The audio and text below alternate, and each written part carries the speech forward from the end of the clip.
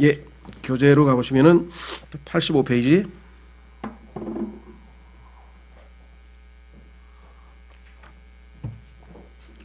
대언서에 관하여 이렇게 되어 있습니다.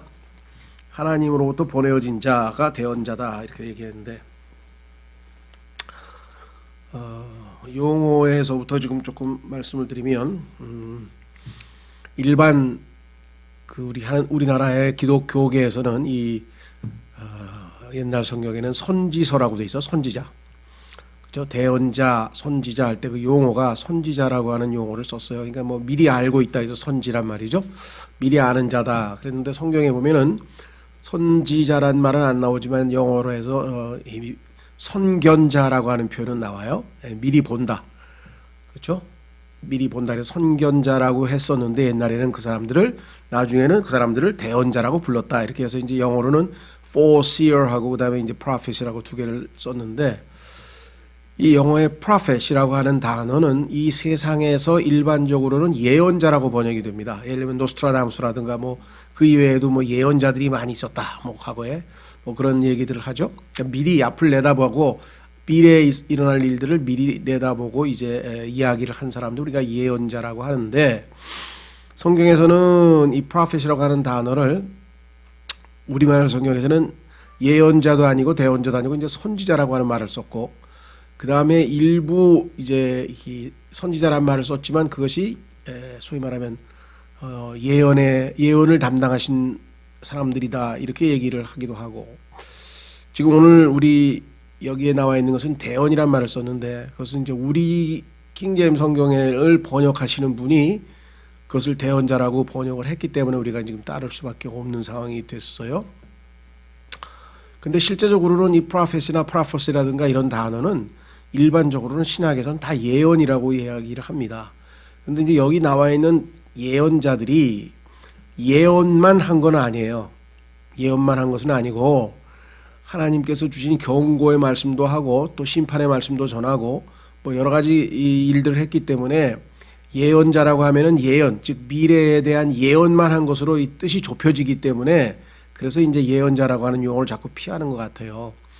그래서 이제 그 영어의 prophet이라고 했을 때 이 프로라고 하는 말, fet이란 말은 말한다는 뜻이니까 뭐 문제가 없는데 프로라고 하는 단어가 영어의 대명사라고 했을 때 pronoun 할 때 pronoun 대신한다는 대명사라고 하는 대신한다는 뜻이 있어요. 두 번째는 proceed라고 해서 앞으로라는 뜻이 있어요. 그러니까 이것을 앞에 있는 일을 말했다 그러면 예언이라고 번역을 해야 되고 하나님을 대신해서 말했다고 하면은 대언자가 돼야 돼요. 그런데 이제 사람들 중에는 그 하나님을 대신해서 말한 것을 강조해서 이제 대언자라고 하는 사람과 그 중에서도 미리 즉 예수 그리스도의 초림과 예수 그리스도의 재림에 대해서 미리 이야기를 미리 말했다라고 하는 의미에서 예언이 맞다 이렇게 주장하는 두 그룹이 있어요. 근데 이제 킹제임스 성경을 믿는 사람들 중에서도 이 두 그룹이 있기 때문에 제 개인적으로는 예언 쪽으로 기울어져 있는데 이 번역을 하신 분은 대언 쪽으로 기울어져서 대언이라고 번역을 했기 때문에 뭐 다른 도리가 없어요. 일단 우리 성경에는 그렇게 나와 있으니까. 또 일부 어떤 분들은 그냥 말씀 전달자 이렇게 번역하신 분도 있어요. 왜냐하면은 이게 애매모호하니까 그냥 말씀 전달자 이렇게 또 우리 강희정 형제님 그렇게 번역하셨더라고요. 그래서 약간 그 뭐 그런 여러 가지 차이가 있다는 것을 좀 말씀드리고 다만 제가 왜 예언이라고 하는 용어가 더 정확한가 이렇게 보면은요.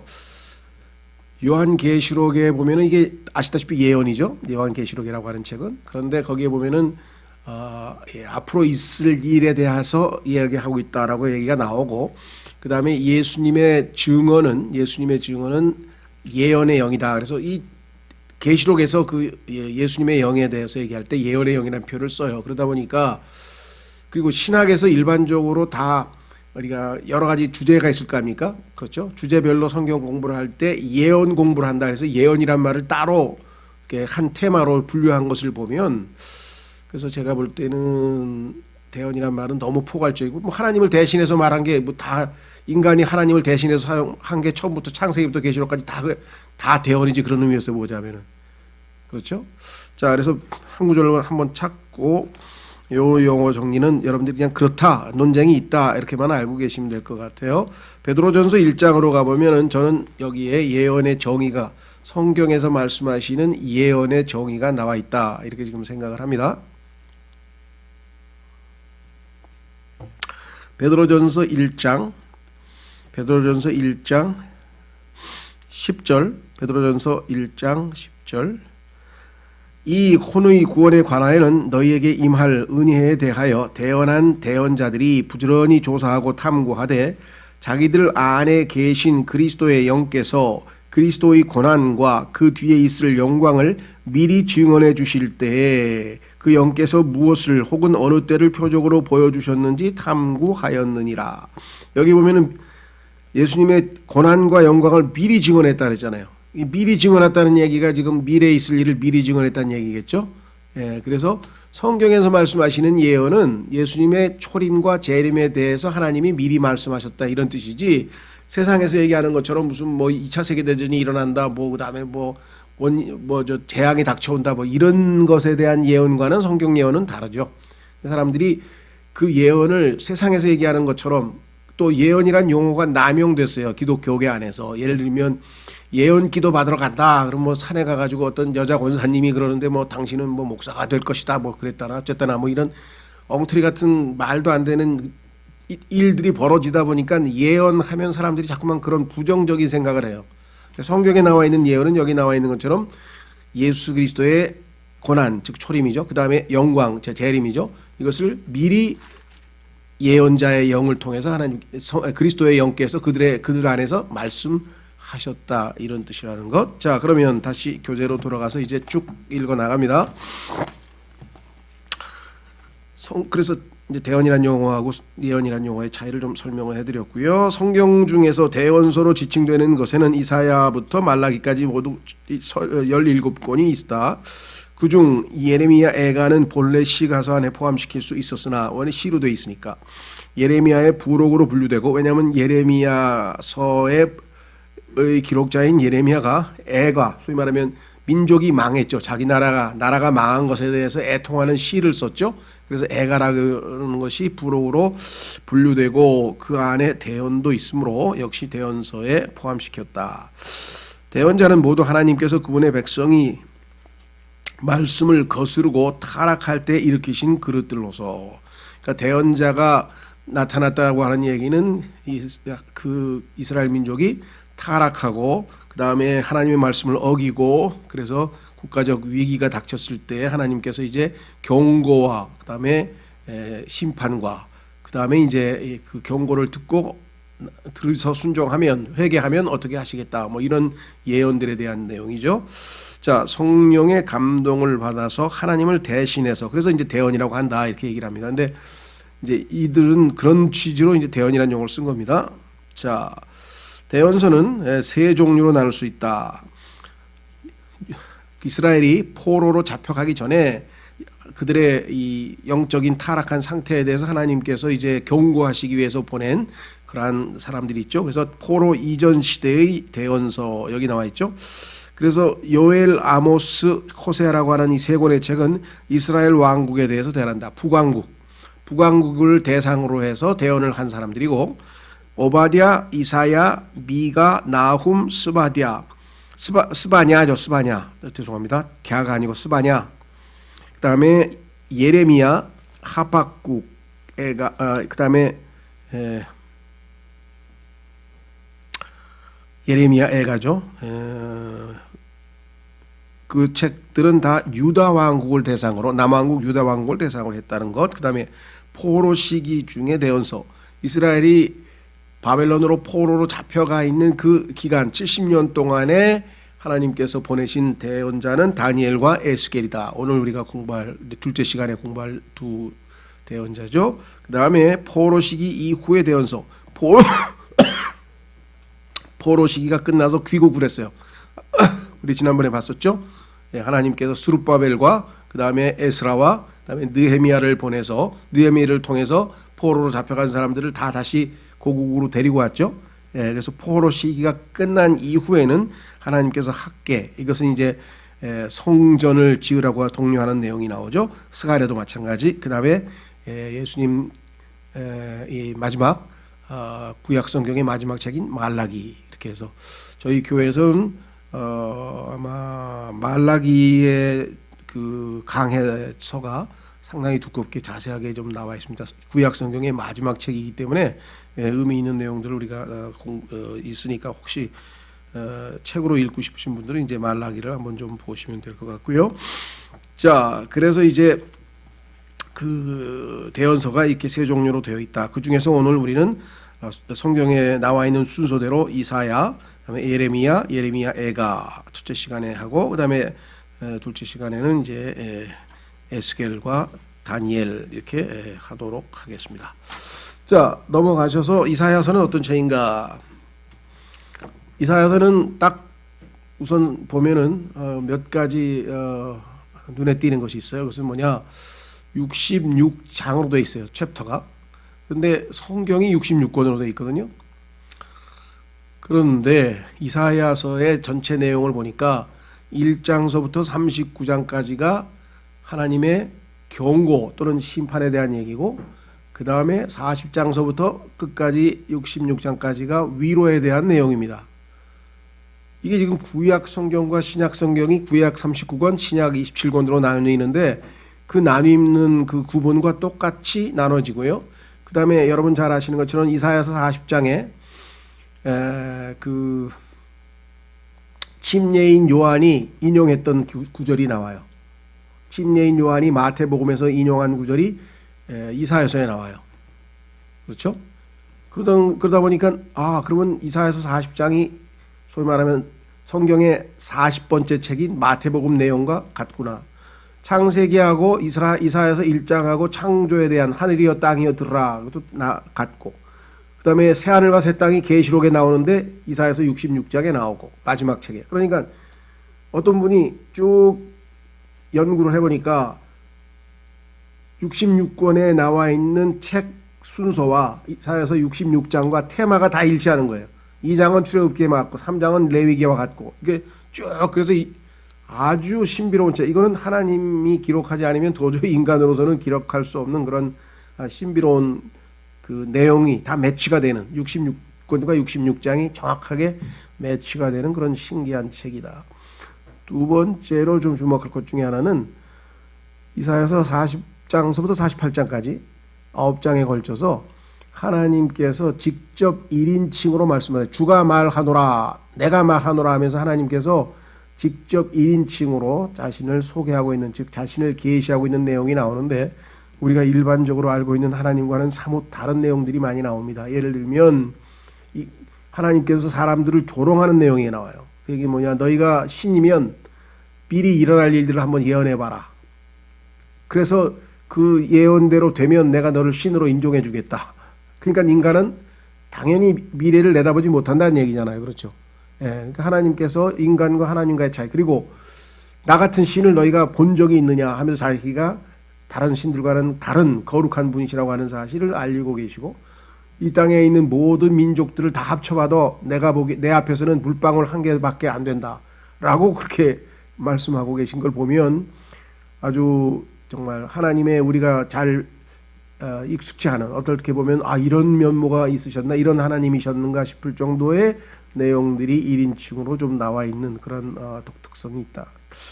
자, 그래서 제가 이사야서에서 가장 핵심적인 것만 몇 가지 골라서 여기다 적었습니다. 자, 이사야는 여호와 구원, 이게 히브리어로 그런 뜻입니다. 여호와 구원이라는 뜻인데, 우리는 이사야의 일생 동안의 사역이 그 이름이 가지고 있는 의미를 간증하고 있는 것을 볼 수 있다. 즉 66장에 걸쳐서 이사야의 사역을 쭉 보니까 여호와는 구원이시다라고 하는 내용에 걸맞게 사역을 하고 있더라. 이방 군대가 유다 왕국을 공격할 때, 히스기야 왕이 어려움을 당할 때 그는 하나님의 백성에게 경고한 후에 항상 여호와의 구원을 선포하였다. 경고하고 너희가 회개하고 돌아와서 여호와의 구원을 받으라. 이것은 이사야의 복음이라고 부른다. 왜냐하면 율법 시대의 어느 한 사람도 은혜에 대해서 이렇게 자세하고 분명하고도 정확하게 쓸 수 있는 사람이 없었기 때문이다. 그래서 성경에는 없는 용어입니다. 이사야복음이라는 말은 없지만 사람들이 그렇게 이름을 붙일 정도로 하나님의 은혜에 대해서, 하나님의 위로에 대해서 기록하고 있다. 그 다음에 이 책에서는 그리스도의 일생의 고난이 아니고요, 관한, 고치십시오. 일생에 관한, 그리스도의 일생에 관한 예언이 가장 상세하다. 물론 예수 그리스도의 재림에 대해서도 한 10여 개 자세하게 또 나옵니다. 그런데 이제 그 중에서 이제 예수님의 일생에 대해서 가장 많은 예언이 핵심적으로 나와 있기 때문에 그 중에 10가지만 여기 나와 있는데요. 첫 번째는 탄생, 처녀 탄생. 그렇죠? 분명히 처녀라고 해서 동정, 우리가 잘 아는 것처럼 예수님께서는 성령에 의해서 태어났고 사람의 아담의 성품을 물려받지 않았는데도 불구하고 사람들은 이걸 믿지 못하니까, 그렇죠? 처녀가 아이를 어떻게 낳습니까? 과학적으로, 생물학적으로 생각할 때, 인간적으로 볼 때는 불가능이기 때문에 이것을 믿을 수 없는 사람들이 영어 성경에 보면은 젊은 여자가 아이를 낳을 것이요. 아니, 젊은 여자가 아이 낳는 게 무슨 기적인가요? 표적이고, 처녀가 아이를 낳아야 표적이죠. 그렇게 성경을 뜯어 고친 성경도 많다. 뭐 자유주의자들이 만드는 그런 성경이겠죠. 그 다음에 이사야서 9장 6절에 우리가 보면은 하나님께서 기록을 얼마나 정확하게 하셨냐면요, 한 아이가 태어났다.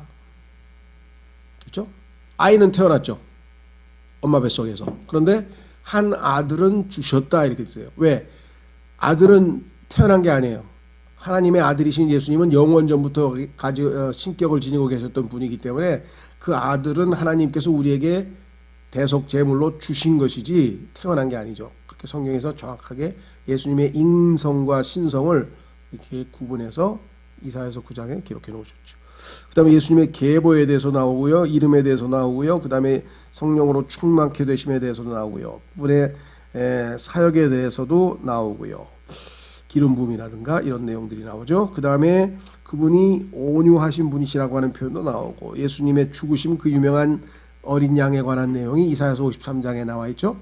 이사야서 53장에 나와 있는 죽으심과 그 다음에 부활에 대한 내용, 그 다음에 예수님의 재림에 대한 내용, 그분이 왕으로 등극하실 내용들, 이런 것들이 예언이 나와 있는데 그 이외에도 구체적으로 더 자세한 예수님에 관한 내용들이 굉장히 많이 나와 있는 대언서다. 이 책은 구약성경의 복음서로 신약과 가장 가까운 책이다. 신약에서 이사야서는 무려 58번이 인용되었다. 이사야서는 한면으로는 하나님의 백성에게 경고하는 것이고, 1장에서부터 39장. 그 다음에 한면으로는, 다른 한면은 그들을 위로하는 것이다. 위로하기 위한 것이다. 이 책은 14장 12절서부터 15절까지는 사탄의 내력을 말하고 있다. 자, 여기에 그 유명한, 그렇죠? 루시퍼라고 하는 단어가 성경에 유일하게 딱 한 번 나옵니다. 루시퍼라고 하는 이름이 성경에 딱 한 번 나오는데, 놀라운 사실은 영어 킹 제임스 성경에만 딱 한 번 나오고 다른 성서들에는 없어요. 근데 사람들은 킹 제임스 성경도 안 쓰는데도 불구하고 루시퍼 얘기하면 다 알아들어. 왜 그럴까요?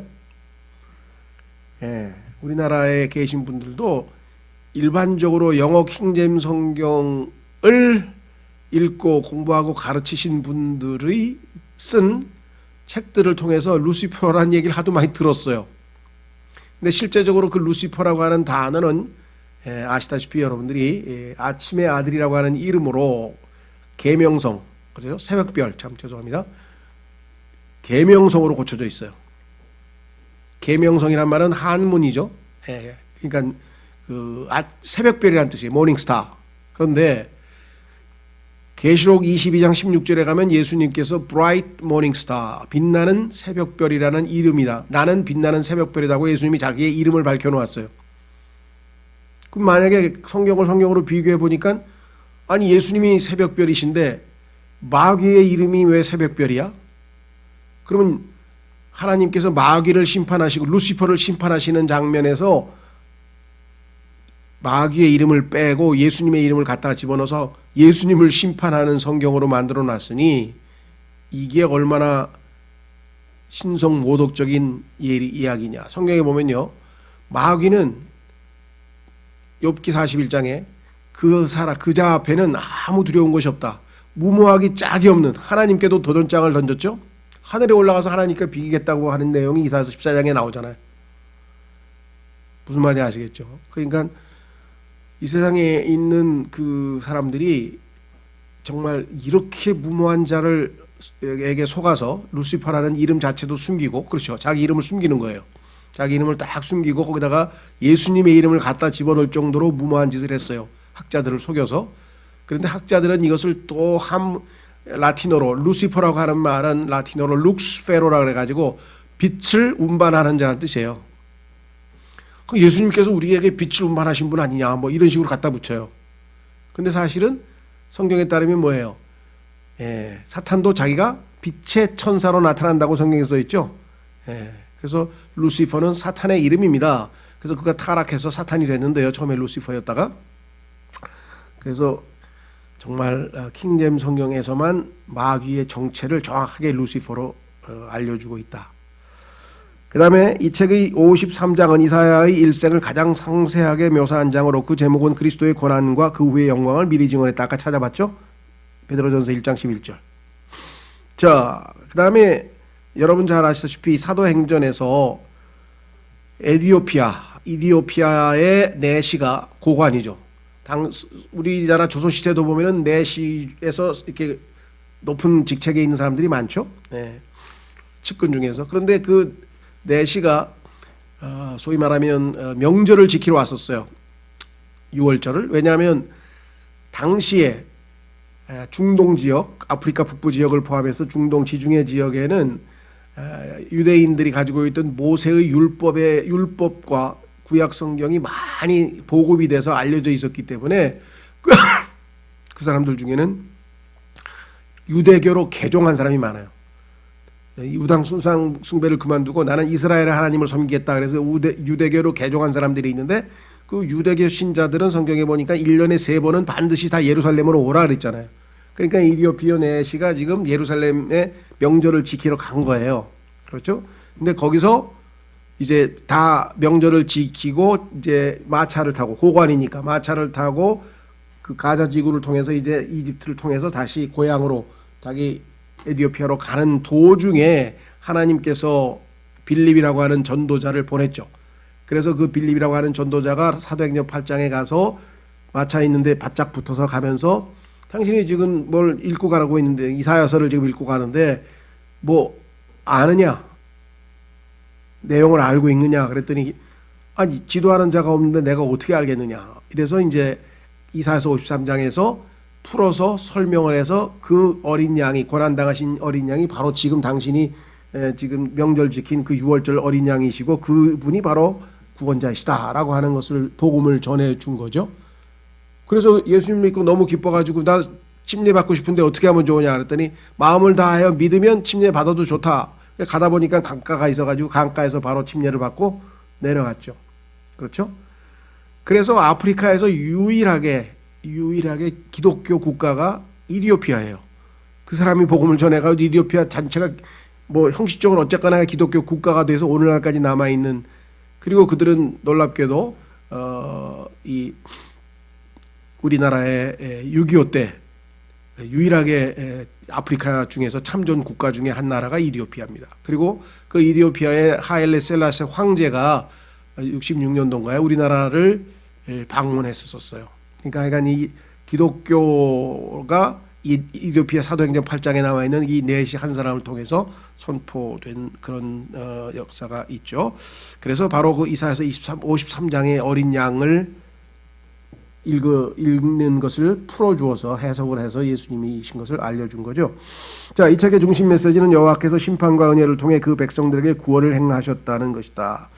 이 책의 내용은 이 책은 내용상 세 단락으로 나누어진다. 첫째 단락은 책망, 아까 얘기했죠. 경고, 책망 1장서부터 35장까지 하나님께서 이스라엘을 심판하시고 포로가 되게 하신 이유를 말하는 것으로 시작하여 왜 심판하셨는가를 말하면서 이스라엘이 축복을 받고 부흥되는 것으로 결론을 맺는다. 두 번째 단락은 역사, 그러니까 실제로 있었던 우리 역사 기록이에요. 사건 기록. 그게 36장에서 39장 이제 히스기야에 대한 얘기가 나오죠. 역사 기록이고요. 그다음에 세 번째 하나님의 간섭과 구원을 말한다 그랬죠. 셋째 단락은 위로, 이스라엘 백성을 위로하시는 내용. 그래서 40장이 바로 침례인 요한이 얘기했던 이사야서를 인용했던 말이 여기 나와 있는 것이겠죠. 그래서 전체적으로 하여간 이사야서는 이와 같은 책이다. 자, 두 번째로 가셔서 예레미야라고 하는 책이 나오는데요. 예레미야는 어떤 책인가 한번 좀 살펴보려고 합니다. 예레미야는 포로되기 이전의 대언서이지만 그 내용은 포로된 시기까지 계속된다.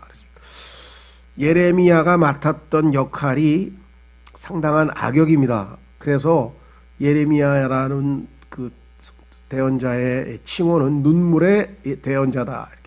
고난을 많이 겪고 그래서 눈물을 많이 흘렸다. 그래서 고난의 대언자라고 했는데, 왜냐? 예를 들면 하나님께서 이스라엘 백성들에게 보낸 대언자들은 아직 심판받기 전에 그들로 하여금 회개하라고 경고를 하기 위해서 보내신 사람들이 대부분인데, 예레미야의 경우에는 어떻게 얘기했냐면 하나님의 심판은 이미 결정이 되었으니 너희는 바벨론으로 포로로 끌려가서 거기서 70년 동안 살아라. 그러니까 우리를 치면 만약에 이 독립운동을 열심히 하고 있는 사람들한테 가서 독립운동 할 필요 없다. 36년 동안은 일본 지배를 받아야 되니까 열심히 일본 식민지 하에서 살아라. 그러면 이제 졸제 매국노가 되는 거 아니겠어요? 그렇죠. 예, 그 독립운동 소용없다. 해도 독립이 안 된다. 그렇게 얘기를 하니까 다른 거짓 대언자들이 나타나가지고 무슨 소리냐, 저 매국노를 없애라 하면서 하나님이 우리를 포로로 안 잡혀가게 해주신다 하고 막 거짓 대언을 한 거예요. 우리가 생각할 때는 참 이상하죠? 하나님께서는요, 경고를 할 때 경고를 받아들이지 않으면요, 일단 심판을 해서 징계를 받고 난 다음에 회복시켜 주시지, 바로 돌이켰다고 해서 징계도 안 하시고 바로 회복시켜 주시는 법이 없어요. 보세요. 여러분 잘 아시는 것처럼 가데스 바네아에서 이스라엘 백성들이 이제 출애굽 이후에 가나안 땅으로 가야 되는데 하나님이 땅을 주셨다고 가라고 그렇게 했더니, 야, 그래도 이게 그래도 아니지. 야, 이 정탐꾼이라도 한번 보내보자 해가지고 불신으로 정탐꾼을 보내가지고 그들이 12명이 가가지고 다 우린 죽었다. 거기는 막 거인이 있고 막 성벽이 막 요새처럼 돼 있어가지고 우리는 절대로 그 사람들 못 이긴다 하고 그렇게 거짓, 성경이 뭐냐, 악한 보고라 그랬어요. 악한 보고를 했고 여호수아하고 갈렙이라고 하는 두 사람만이 갔더니 그냥 포도 한 송이를 두 사람이 어깨에 메고 올 정도로 풍요로운 젖과 꿀이 흐르는 땅 맞더라. 하나님이 주께서 우리에게 말씀하신 대로 젖과 꿀이 흐르는 땅 맞으니까 그들이 우리 밥이다. 하나님이 우리와 함께 하시면 우리는 이길 수 있다. 들어가자. 뭐 이랬더니. 그런데 그 10명의 악한 보고에 사람들이 마음이 녹아내려가지고 사기가 떨어져가지고 땅을 치고 오는 거예요. 아이고, 하나님 우리 다 죽이려고 지금 끌고 나왔구나 하고 막 땅을 치고, 하나님이 얼마나 기가 막혔겠어요. 그래가지고서는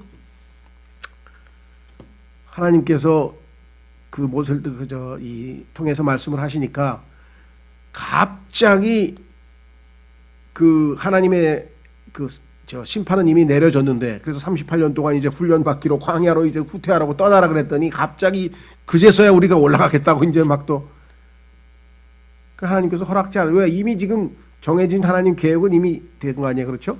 마찬가지로 여기도 지금 하나님께서 지난번에 말씀드렸지만 이 이스라엘 백성들이 490년 동안 희년을 지키지 않아서 70년에 한 번씩 해서 지금 땅이 70년 동안 전혀 지금 휴식을 취하지 못하고 이스라엘 백성은 하나님께 반역하고 우상 숭배하고, 그래서 70년 동안 매를 맞고 훈련을, 징계를 받아야 이 사람들이 이제 진정한 회개가 이루어지고 이제 돌아오는데, 이 사람들은 하나님 도와주세요. 우리 징계 안 받고 도와달라는 거예요.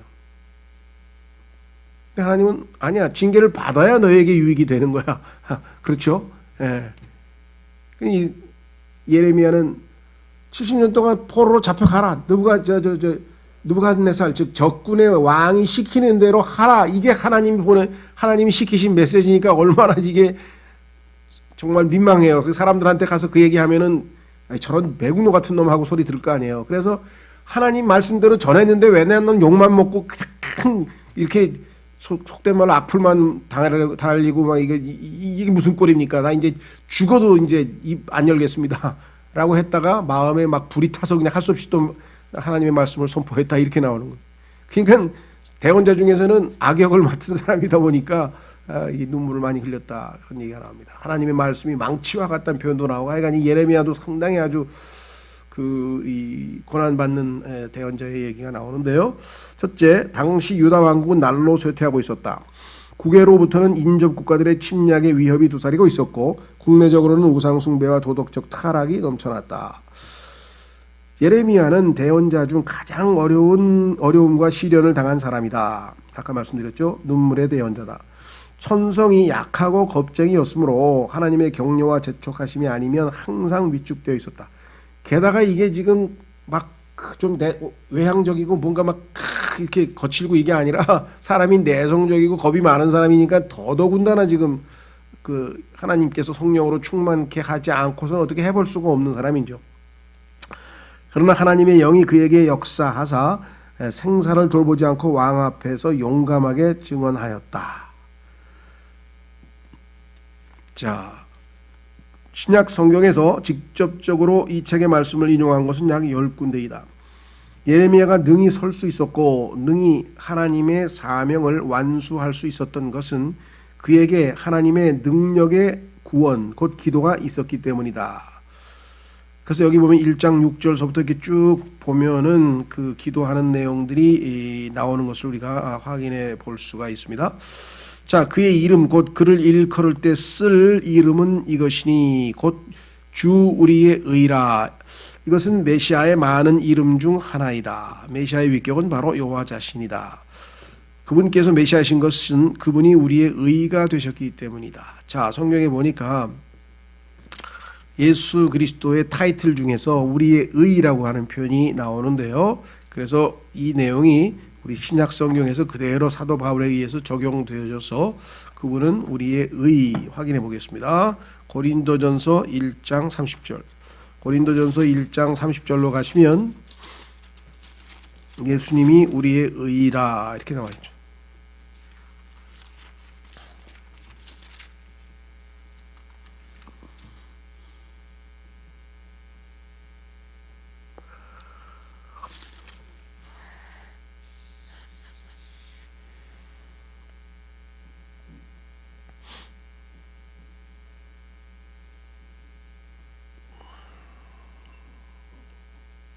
예. 찾으셨죠? 30절. 고린도전서 1장 30절. 그러나 너희는 하나님에게서 나서 그리스도 예수님 안에 있고 예수님은 하나님에게서 나사 우리에게 지혜와 의와 성별과 구속이 되셨으니 우리에게 의가 되셨다 그랬죠? 예. 예수 그리스도께서 바로 우리의 의, 그것이 바로 로마서 10장에도 나오고 그 다음에 로마서 3장에도 나오죠. 그렇죠? 예. 하나님의 의가 드러났다. 하나님의 의가 바로 예수 그리스도시다라고 성경에 나와 있죠. 자, 그래서 우리는 이 하나님의 의신 예수 그리스도를 믿음으로 받아들여서 우리는 하나님 앞에 의롭다함을 얻게 되는 것이죠. 자, 다시 돌아오셔서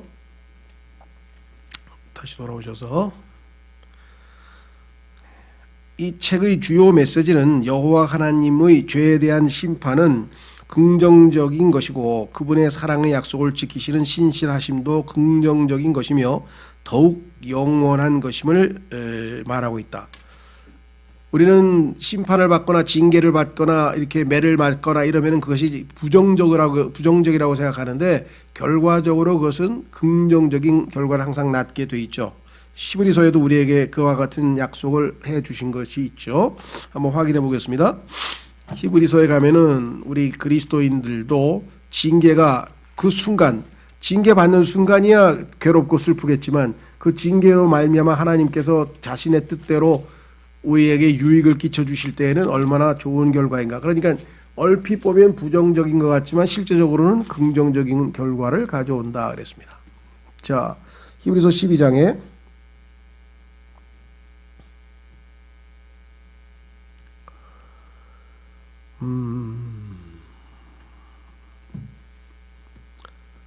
6절서부터 보시면은요. 주께서 사랑하는 자를 친히 징계하시고 자신이 받아들이는 아들마다 채찍질 하시느니라.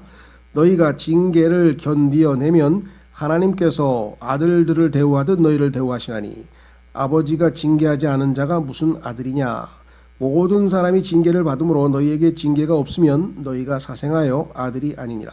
또한 우리에게 있던 우리 육체의 아버지들이 우리를 바로잡아도 우리가 그들을 공경하였거늘 하물며 영들의 아버지께 우리가 더욱 복종하고 이로써 살아야 하지 아니하겠느냐. 진실로 그들은 며칠 동안 자기들이 기뻐하는 대로 우리를 징계하였거니와 그분께서는 우리의 유익을 위해 하시나니. 여기 나와 있네요. 이것은 우리가 자신의 거룩함에 참여하는 자가 되게 하려 하심이라. 이제 어떤 징계도 그 당시에는 기쁘게 보이지 아니하고 슬프게 보이나. 그렇죠. 부정적으로 보이죠. 그러나 어떻게 돼요? 그럼에도 불구하고 나중에는, 이게 답이죠. 그 징계가 다 끝나고 나면, 또 다른 표현을 하면 하나님의 훈련이 다 끝나고 나면 그 징계와 훈련은 결국은 어떤 결과를 가져오는가? 그것으로 말미암아 단련된 자들에게, 징계와 훈련은 우리를 단련시키죠. 결과적으로 어떻게 됩니까? 그것이 의의 화평의 열매를 맺느니라. 그래서 이스라엘 사람들도 그 징계를 통해서 어떻게 되겠습니까?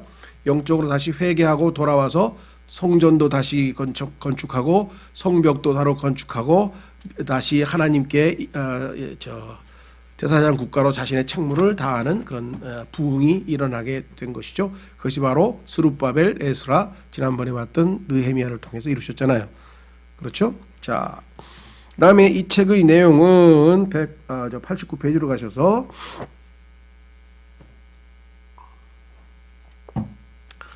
역사적 전기와 예언을 종합 편집한 것으로 6단락으로 나눌 수 있다. 예레미야서의 6단락은 첫째는 대언자가 부름을 받고 위임받은 것은 1장에 나오고요. 그 다음에 2장서부터 38장까지는 예루살렘이 함락되기 전 유다에 있는 대언자, 아직 함락 전에 하나님의 사역을 했고요. 그 다음에 39장에 가면 예루살렘이 함락됩니다. 그 다음에 포로된 이후에 유다에 있는 대언자, 포로 이후에는 이스라엘 백성들에게 하나님께서 어떻게 살기를 원하시는지를 선포했고요. 그 다음에 이집트에서의 대언자. 자, 여기 뭐냐면 이스라엘 민족이 하나님께서 분명히 느부갓네살에게 가서, 즉 바벨론으로 포로로 가서 그 하나님께서 70년을 살게 한 대로 살아야 되는데, 이 이스라엘 왕은 대언자들의 말을 거부하고 속된 말로 이제 독립운동을 하는데, 느부갓네살을 대항하기 위해서 당시에 느부갓네살과 대척 지점에 있었던 이집트의 왕에게 도움을 요청한 거예요. 그래서 그 이집트에서의 그 이스라엘 백성들에 대해서 경고한 거죠. 그 다음에 마지막 종결, 유다의 멸망 원인과 과정을 다시 한번 언급했다. 그래서 이 책은 심판의 예언으로 시작하여 심판이 이루어짐으로 끝을 맺었다. 아주 참 어떻게 보면 가장 힘들고 어려운 그러한 책무를 맡았던 것이 바로 예레미야다. 그래서 이 예레미야서에서 나오는 단어 중에 하나가 타락이라는 단어가 나와요. 타락. 너 타락한 이스라엘이여. 이 타락한, 하나님께서 이스라엘을 부를 때 타락했다는 표현을 엄청나게 많이 쓰는데, 이 타락이라고 하는 말은 일반적으로 이제 우리가 보면 창세기 3장에서 아담이 타락했다 이런 말 쓰죠. 그렇죠?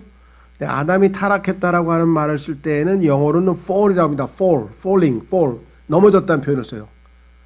그죠? 그래서 창조, 타락, 구속, 회복. 그러니까 성경의 전체를 딱 요약을 하면 하나님이 인간을 창조해서 하나님을 기쁘시게 하려고 창조했는데 아담이 타락했고, 그 타락한 아담을 예수 그리스도를 보내서 죄인들을 구속하시고 그 다음에 모든 것을 원래대로 되돌려놔서 회복시키신다.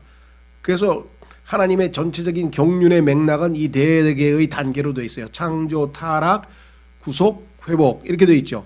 예. 그런데 여기서 얘기하는 이 타락은 fall이라고 하는 이 아담이 타락했던 그런 타락하고는 조금 달라져서, 이것은 뭐냐면 하나님을 잘 섬기던 자가, 이거는 이 처음에 아담이 죄를 짓고 아주 이 인간이 하나님으로부터 멀리 떨어져서 아주 넘어져 버린 그런 타락이고, 요 타락을 뭐냐면 백슬라이딩이라고 그래요.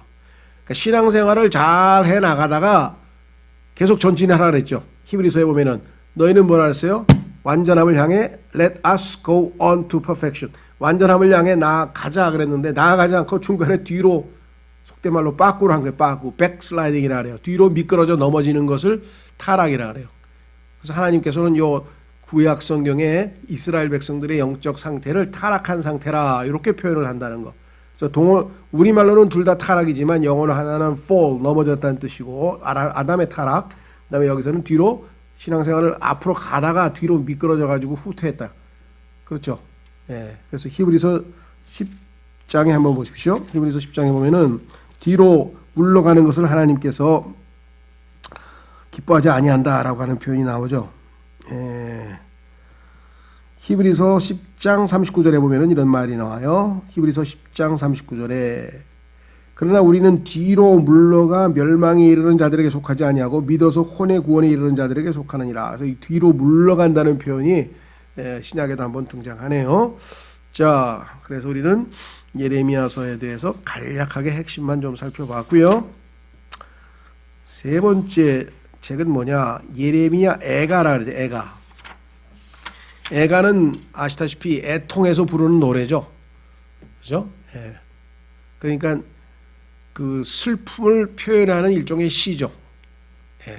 그래서 슬픔을 보통 이 유행가 같은 경우에는 이별의 슬픔을 노래하는 이별가도 있고 여러 가지 노래가 있는데 여기서는 나라가 망했으니까 마음이 정말 괴로워서 슬픔을 토로하면서 하나님 앞에 회개하면서 어떻게든 다시 마음을 다잡고자 하는 그런 시인데요.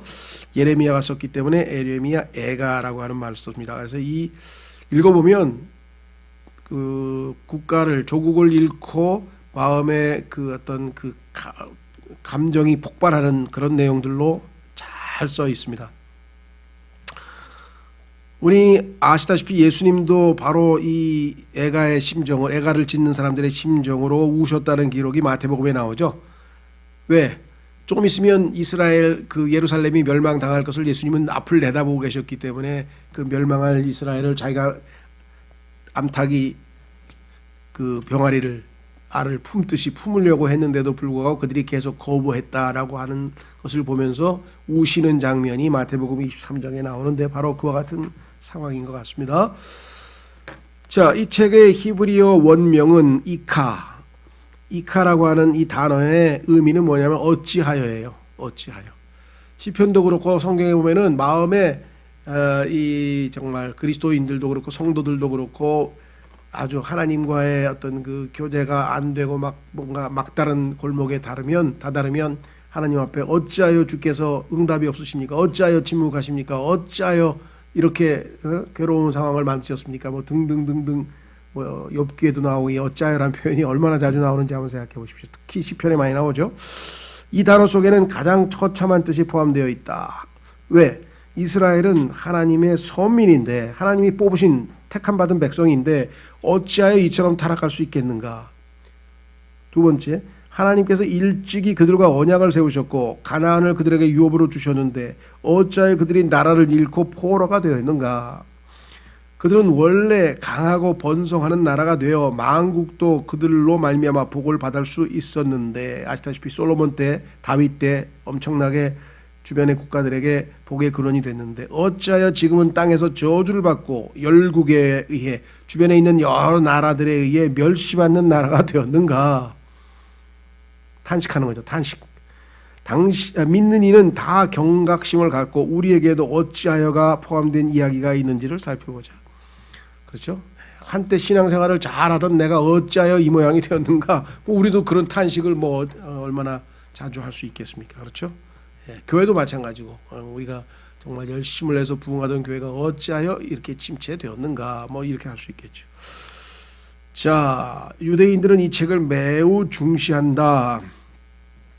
매 아비볼 8월인데요. 9일은 거룩한 성이 파괴된 것을 애도하는 날로서 그들은 각 회당에서 이 애가를 낭송한다. 그 예루살렘 성이 파괴된 날을 기념하면서 우리나라로 지금 뭐라고 해야 되나요? 8월 29일이 우리나라는 국치일이라 그런다 그러죠. 일본에 의해서 나라가 망해가지고 수치스러운 날이다. 그래서 국치일이 8월 29일인데 그런 비슷한 날이에요. 이 사람들도 성이 무너졌으니까. 교회 가운데서도 이 책은 매우 중요하다. 어떤 성경 해석가는 이 책이 사람을 감동시키는 점은 이 책의 여호와 하나님께서 그분이 훈계하고 계신 백성에 대하여 갖는 사랑과 근심이 흐르고 있다는 점이다라고 했다. 또 다른 형제는 이 책의 매 글자마다 눈물로 쓰인 것이고 각 글자마다 파쇄된 마음이 바라는 소리이다라고 했다. 그렇습니다. 정말 그냥 감정이 복받쳐 오르는 그런 감정을 아주 담아놨기 때문에 마음에 그냥 바로 머리가 아니라 마음으로 바로 전달되는 그런 내용을 담고 있죠. 이 시인은 히브리어 22개의 자모를 순서를 각절이 머리 글자의 첫 번째 자모로 사용했다. 이는 암송하는 이의가 아니라 이를 돕기 위한 것이다. 하나님께서는 지난번에도 이와 같은 시편 119편이라고 했는데 기억나세요? 시편 119편은 예를 들면 그 알레프하고 타우인데 22개의 철자인데요. 그러니까 첫 번째 그 시편 119편 1절서부터 8절까지는 첫 단어가 전부 다 알레프라고 하는 첫째 알파벳으로 시작을 해요. 우리로 치면 기억. 그렇죠? 예. 국가가 이렇게 타락했으니 우리 국민들은 어떻게 살아야 되니까 국가, 국민, 국가 하면서 그냥 계속 기억자로 시작해요. 8개가 그런 식으로. 자, 이것도 그런 방식으로 기록되어 있는 시라는 거죠. 하나님께서 특별한 의도를 가지고 기록을 하셨겠죠. 그런 시편이 시편 25편, 34편, 119편 등도 그렇게 되어 있다는 얘기입니다. 대언자는 무한한 열정을 가지고 이스라엘을 심판으로부터 구원하려고 했다. 그러나 그 결과는 헛되었다. 예루살렘이 재난을 당하고 백성이 포로가 되던 날 대언자는 산 위에 앉아서 애도의 노래를 지었다. 애통하다 이 말이죠. 애통하다. 대언자는 심히 비통했지만 그의 영은 정상적이었다. 그렇죠. 나라가 이 꼴이 됐는데 애통하지 않은 영은 잘못됐죠. 그렇죠. 슬플 때 슬퍼하지 않는 사람은 그건 정상적인 게 아니잖아요. 그렇죠. 예. 그는 이성적이었고 침착한 태도로 다음 사항을 분별했다. 마음은 괴롭지만 머리는 냉철하게 분석을 한 거예요. 첫째, 예루살렘이 환난을 당한 것은 스스로 자초한 죄 때문이다. 두 번째, 하나님은 공의로우신 분으로 그분의 심판은 필연적이다. 세 번째, 하나님은 여전히 긍휼과 사랑이 있으시므로 그는 여전히 희망을 가지고 조용히 하나님의 구원을 기다렸다. 그러나 하나님은 긍휼과 사랑이 많으신 분이기 때문에 이스라엘 백성들이 회개만 하면, 돌아오기만 하면 언제든지 받아주시는 분이라는 것을 알았죠. 그래서 네 번째, 하나님의 백성은 마땅히 돌아와 죄를 자백하고 하나님께 용서를 구하며 긍휼을 베풀어 주실 것을 구해야 한다. 그래야 다시 하나님의 긍휼과 사랑을 받을 수가 있다. 이 책의 주요 메시지는 죄가 가져온 고통과 재앙, 그리고 그 진노에도 불구하고 여전하신 하나님의 긍휼과 사랑이다. 이 책은 모두 5장으로 구성되어 있다. 첫째 1장, 2장, 3장 할 때 5장으로 되어 있단 말입니다. 첫 번째 시는 예루살렘이 우는 과부가 혼자 살며 흐느끼는 것 같다. 얼마나 괴로웠으면 이렇게 비유를 했을까. 두 번째 시는 예루살렘이 포획된 상황을 쭉 묘사하고 있고, 세 번째 시는 대언자는 자신과 예루살렘을 일치시키고 그 곤고와 상처와 아픔을 자기 것으로 간주했다. 예루살렘의 슬픔이 곧 나의 슬픔이라고 그렇게 해서 시를 썼다. 네 번째 시는 예루살렘이 빛을 잃은 퇴색한 금과 같다고 묘사한다. 그렇죠? 예, 소금이 맛을 잃으면 그 기능을 다 사라져버리듯이 금도 빛을 반짝반짝해야 금이죠. 빛을 잃은 금과 같다. 다섯 번째의 시는 대언자의 기도로서 네 번째 시의 결론이다. 자, 그 중에서 우리가 한 구절 한 쪽만 한번 좀 살펴보고 쉬겠습니다. 예레미야 애가 3장으로 한번 가보시면, 예레미야 애가 3장.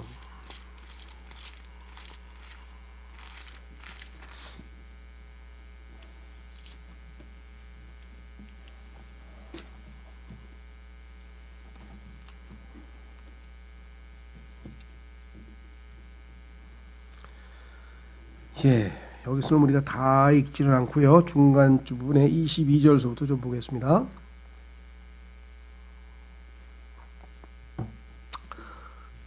주의 긍휼로 말미암아 우리가 소멸되지 아니하였으니, 주님이 긍휼을 베풀지 않으셨으면 우리는 다 소멸되고 말았다. 다 끝장났을 텐데 그래도 하나님이 불쌍히 여기셔서 그래도 살아남았다. 그분의 불쌍히 여기심은 끝이 없도다. 그것들이 아침마다 새로우니 주의 신실하심은 크시나이다. 하루하루 주님의 긍휼이 없이는 이스라엘이 존재할 수 없다. 나도 존재할 수 없다. 내 혼이 이르기를 주는 나의 몫이오니 그러므로 내가 그분께 소망을 드리로다 하는도다. 주께서는 자신을 기다리는 자들과 자신을 찾는 혼에게 선하시도다. 사람이 주의 구원을 바라고 잠잠히 기다림이 좋도다. 사람이 젊었을 때 멍에를 매는 것이 그에게 좋으니 그가 홀로 앉아서 잠잠하면 그분께서 그것을 그에게 지게 하셨기 때문이라. 자, 그래서 우리는 이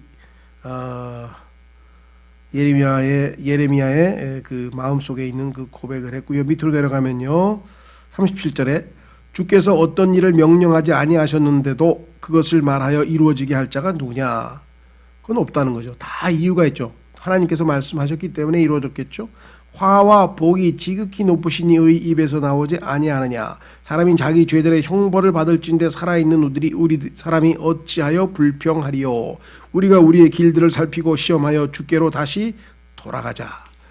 그렇죠? 주께로 다시 돌아가자. 이렇게 지금 이야기를 했고요. 51절에 내 도시의 모든 딸들로 인하여 내 눈이 내 마음을 상하게 하는도다. 여기 지금 상하게 한다고 했는데요. 사실 직역을 하면은 내 눈이 내 마음에 영향을 끼친다, 이런 뜻입니다. 이 affected란 말이에요. 그래서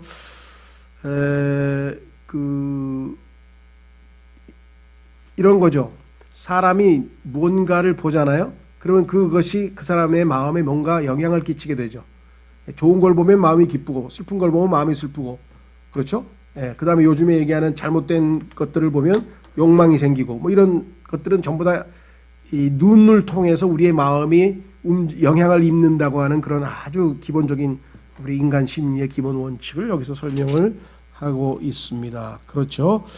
결국은 이제 그 아까 금에 대해서도 4장 1절에 보니까 어찌 금이 어둡게 되었는가. 금은 반짝여야 되는데 이스라엘은 하나님 보시기에는 금과 같은 존재였는데 이렇게 어둡게 되었는가. 어찌 가장 좋은 정금이 변질되었는가. 성소의 돌들이 모든 거리의 윗부분에 쏟아졌도다. 정금에 비할 만큼 보배로운 시온의 아들들이 어찌 토기장이의 손으로 만든 질 항아리와 같이 여겨지게 되었는가.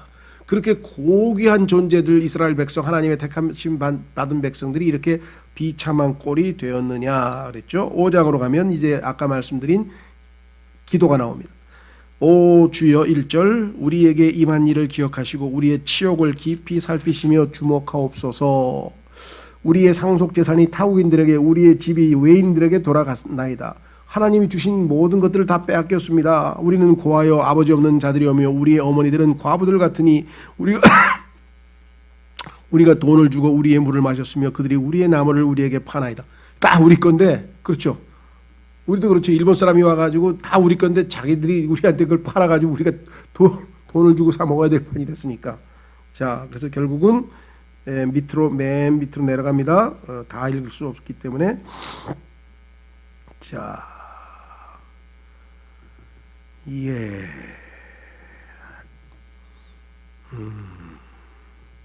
죄로 말미암아. 자, 15절. 우리 마음의 기쁨이 그치고 우리의 춤이 변하여 애곡이 되었으며 우리의 머리에서는 관이 떨어졌나이다. 우리가 죄를 지었으니 우리에게 화가 있을지어다. 이 일로 인하여 우리의 마음이 기력을 잃고 이 일들로 인하여 우리의 눈이 어두워졌도다. 시온산이 황폐함으로 여우들이 거기서 돌아다니나이다. 오 주여, 주는 영원토록 계시오며 주의 왕자는 대대에 일어나이다. 어찌하여, 아까 나왔죠? 어찌하여 주께서 우리를 영원히 잊으시오며 우리를 이같이 오랫동안 버리시나이까. 오 주여, 우리를 주께로 돌이키소서. 그리하시면 우리가 돌아가리니 우리의 날들을 옛날같이 다시 새롭게 하옵소서. 아까 회복이라고 하는 주제도 말씀드렸는데요. 결국은 예수님이 오셔서 모든 것을 다 새롭게 해서 회복시키신다고 하는 말이 마태복음에 나오죠. 리제너레이션이라고 했는데요. 다시 소생시킨다. 22절 그러나 주께서 우리를 철저히 거절하였사오니 우리에게 심히 진노하셨나이다. 그래서 지금은 아직 징계가 안 풀린 상황이죠. 그래서 지금 기다리고 있는 거예요. 기도하면서. 우리도 그 아까 히브리서 12장에서 봤던 것처럼 하나님께서 우리에게 만약에 징계를 허락하신 것이 때로는 질병일 수도 있고요. 때로는 물질적인 어려움일 수도 있고요. 어떤 상황인지 모르지만 하나님이 허락하신 그 징계는 우리가 벗어나려고 막 발버둥 치고 기도하고 막 이게 아니라 하나님이 이걸 잘 인내하고 견뎌내서 징계의 효과가 나타날 거 아니에요. 그렇죠? 그렇죠? 예. 그래서 이스라엘 백성들도 여기서 주님의 징계를 기다리면서 주께서 징계를 거두실 때까지 인내하는 모습을 보여주는 내용이 나와 있습니다. 예, 좀 쉬었다가 3시 10분에 우리 뒤에 예스겔서와 다니엘서 살펴보도록 하겠습니다.